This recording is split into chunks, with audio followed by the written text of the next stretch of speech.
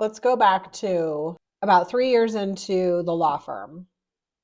It seemed like, again, we were just working to pay taxes. All of our money was going to taxes. And when you own a business, you have your business tax, you can have self-employment tax. And that's another thing to mention is whether or not you want to become an S corp for tax purposes when you're an LLC and when that is beneficial to you so that you don't have to pay double taxes in order to draw money out of your business. But it just seemed like, what are we doing? We're working 14 hours a day and it's just all going to the government. And we had invested in real estate, but only primary residence, moving, renting it.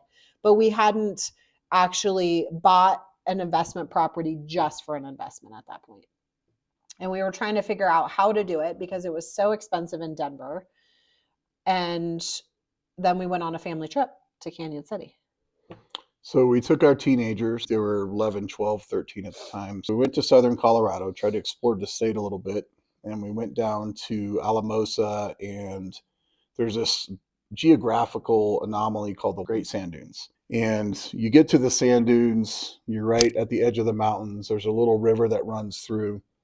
But you look over to the left, and there's these sand dunes that are similar to the sand dunes on Tatooine, if you're a Star Wars fan. Crazy. And people take their kids there, and you can sled down, you can snowboard down, but you're basically hiking up these sand dunes, and you can ride them down to the base of the sand dunes.